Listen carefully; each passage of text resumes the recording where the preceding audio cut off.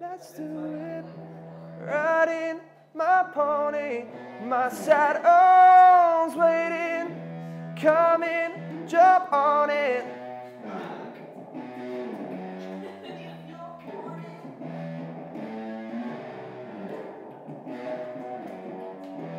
Come in, jump on it. Oh, that's fun.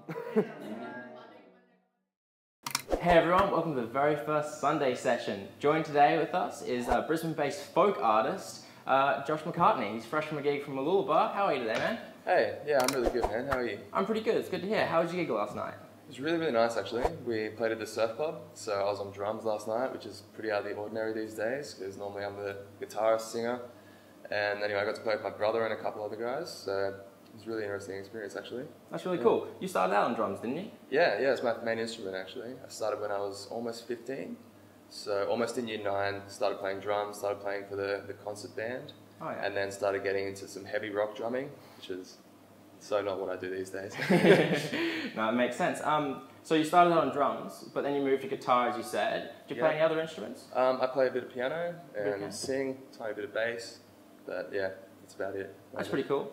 Well, for the interview, we may as well start at the very beginning, which we have.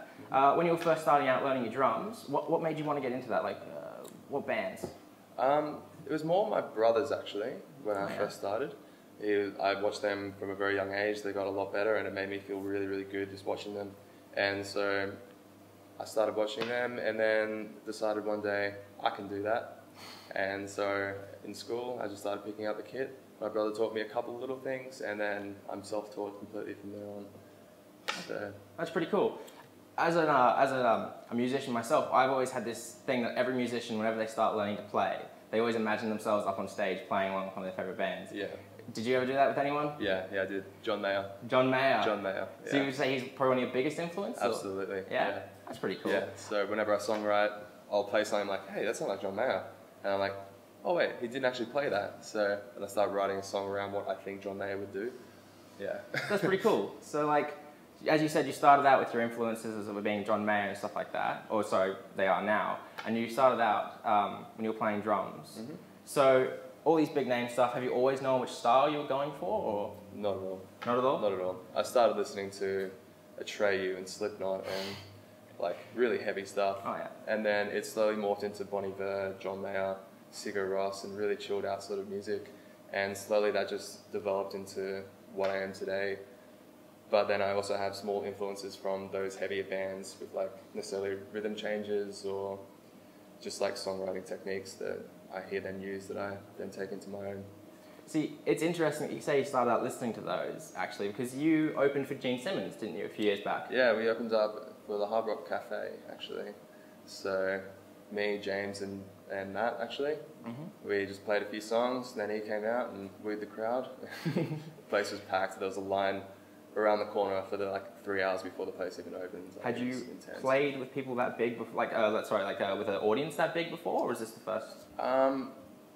Not in that sort of setting, no. Because the Hard Rock Cafe, it's not a massive place, but you couldn't fit through the crowd. Okay, so just couldn't do it. So it was a new experience. It was exciting. Absolutely, okay. Absolutely. It was nerve-wracking. Cool. Absolutely nerve-wracking. So you mentioned you were playing with James and Matt. Those are the guys you also went on tour for 50 gigs in 50 Days That's tour. That's right. Wasn't it? Yeah. So that was 5 states all around Australia, wasn't That's it? That's it. Yeah. What was that experience like? It must have been crazy. Oh, there's so many things to say about that, actually. Go ahead. Yeah. Well, the thing about it is, it was a very diverse sort of tour. It wasn't your standard show up, PA set up, start playing, go home. It was, you drive the 7 hours a day, right? You set up the PA, and then you finish maybe 2 o'clock in the morning. You start driving for another 4.5 hours.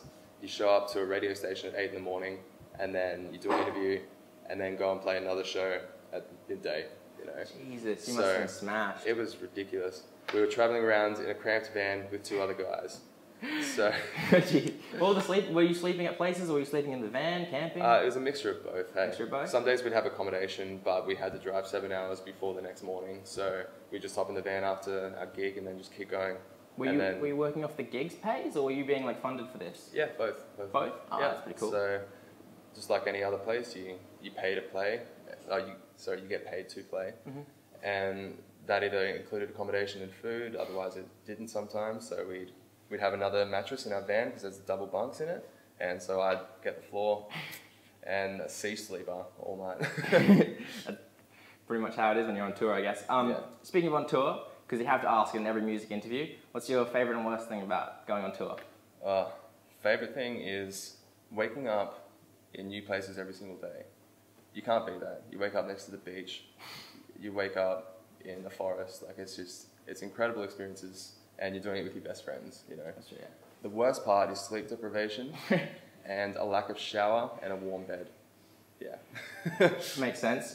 You actually did a tour as a roadie, I think you were saying, for Christina Nu and Danny Hines, right? Yeah, that was one of the first things I did in the music industry, actually. So I wasn't even almost 16 by that stage, and so we went along with them for 2.5 weeks. We were setting up big PA systems, really big PA systems, and all the lighting rings and everything. And it was an interesting thing seeing artists of that caliber perform in such a casual setting. That makes sense, yeah. It's would you say like you carry that with you now? Do you still do any of your own like roading, or you have people for you now? Yeah, I have my own PA system and all the gear myself. Okay. Otherwise, I prefer to play venues that have a PA because it's much easier for me. But it's not quite as big as those PAs that we're carting around. It must have been crazy to see them, like especially like these big names, everyone up in front for you.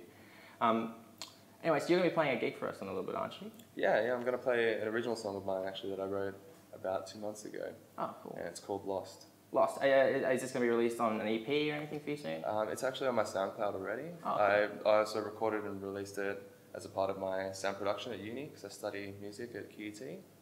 So I recorded and mixed and mastered the whole thing myself. So this is going to be a very stripped back version of it. Oh, awesome. Is that? So is there somewhere that if someone wanted to buy from that, where would they go to for you? Bandcamp? You can go onto my Facebook and it'll be on my SoundCloud, and otherwise message me and I'll send it straight back. Okay, cool. That's really awesome then. Well, thank you for coming on. It's been awesome. Is there anything else you want to talk about now while you have your viewers? Thanks for listening.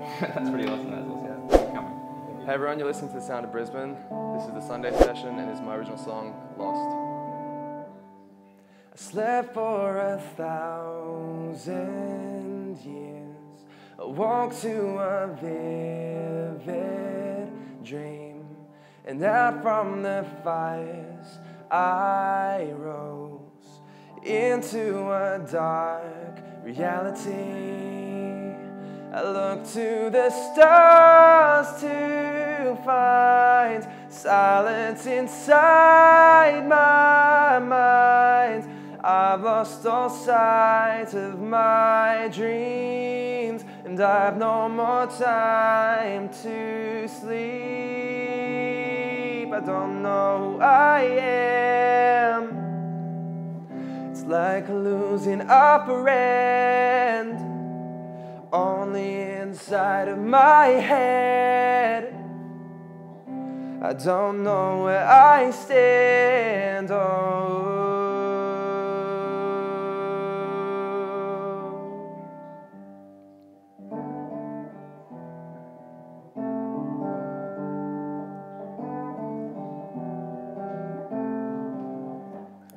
I tore my own heart in two in search for another.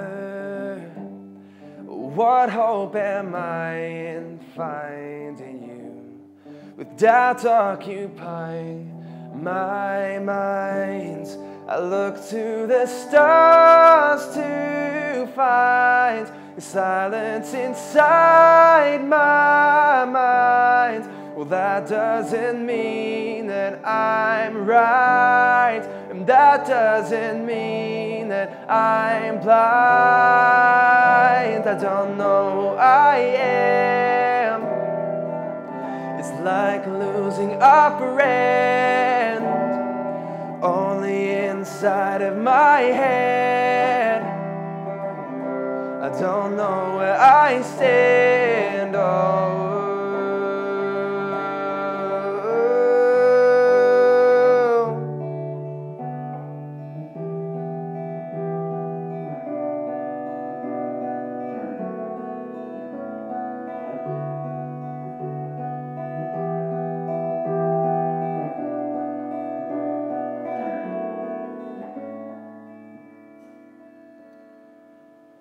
I don't know who I am. It's like losing a friend, only inside of my head. I don't know where I stand.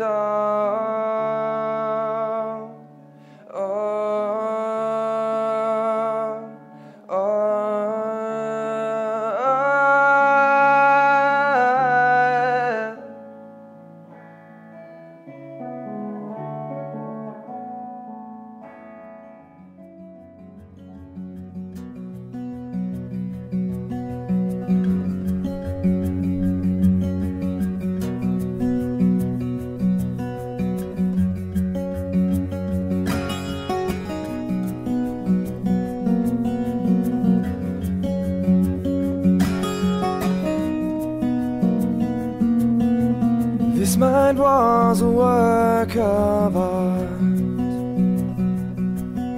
ahead of its time and place.